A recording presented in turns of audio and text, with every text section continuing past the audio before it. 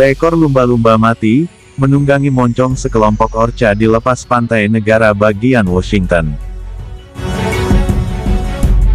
Para ilmuwan pertama kali mencatat perilaku ini pada paus pembunuh yang tinggal di wilayah selatan pada tahun 1962, dan sejak itu, saksi mata telah mengamati lebih dari 70 insiden serupa, dan puncaknya pada tahun 2005 sebanyak 10 insiden. Seringkali bekerja sebagai tim, orca pemakan ikan ini mendorong lumba-lumba dengan moncongnya, menahannya di mulut, dan membawanya ke atas air. Terkadang orca mempermainkan korbannya, membiarkan mereka melarikan diri sebelum menangkapnya kembali. Ada pula yang lebih agresif, melemparkan lumba-lumba, menamparnya dengan cacing, atau mengocoknya di mulut. Seringkali, lumba-lumba tersebut mati karena perlakuan kasar tersebut.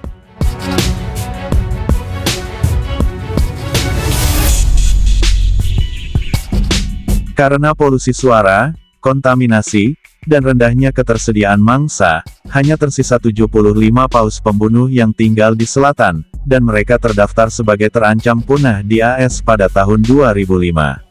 Paus pembunuh yang tinggal di utara dan Alaska, dua populasi lainnya di Pasifik Utara bagian timur, hanya beberapa kali terlibat dalam pelecehan.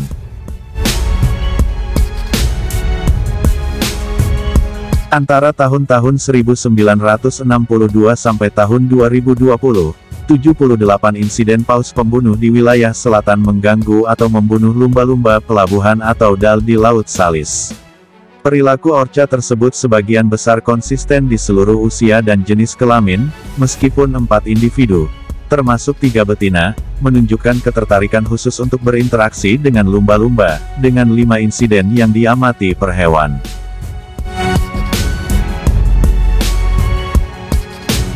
Setelah mengamati begitu banyak kasus orca yang melecehkan dan membunuh lumba-lumba, muncul pertanyaan, apakah mereka akan mulai memakan lumba-lumba?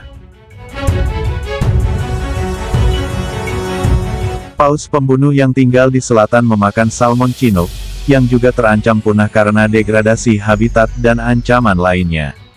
Meskipun populasi orca lain di Atlantik Utara bagian barat mengonsumsi lumba-lumba, penduduk di bagian selatan tidak pernah mengonsumsinya.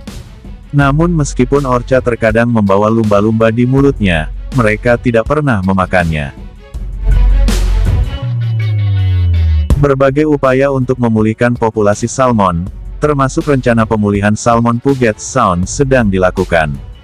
Perilaku orca ini membingungkan para ilmuwan, tetapi mereka mengidentifikasi beberapa kemungkinan penjelasan, seperti permainan. Orca adalah hewan yang penuh rasa ingin tahu dan penyayang, dan mereka sering bermain untuk menjalin ikatan, berkomunikasi, dan bersenang-senang, misalnya mengangkat betisnya keluar dari air. Bahkan orca di dekat Islandia kadang-kadang terlihat mengganggu burung, tetapi tidak pernah bisa dipastikan apa mereka memakannya. Potensi serupa dengan orca di lepas pantai Spanyol yang menyerang kapal dalam beberapa tahun terakhir. Orca mungkin juga melatih keterampilan berburu mereka, menggunakan lumba-lumba sebagai target bergerak. Meskipun orca tidak memakan lumba-lumba, sebagian besar korbannya adalah anak sapi yang ukurannya hampir sama dengan salmon chinook. Kemungkinan lainnya juga adalah mismothering, atau upaya yang salah dalam merawat anak-anak yang lemah atau sakit. Hampir 70% kehamilan paus pembunuh di wilayah selatan berakhir dengan keguguran atau kematian anak paus, dan orca betina terlihat menggendong anak paus pembunuh bermil-mil jauhnya, seperti J35, yang menggendong bayinya yang mati selama 17 hari. Para ilmuwan telah mengamati orca melakukan mismothering sebelumnya, misalnya orca yang menangkap bayi paus pilot pada tahun 2021, tetapi dalam kasus-kasus sebelumnya, hewan tersebut biasanya bertahan hidup.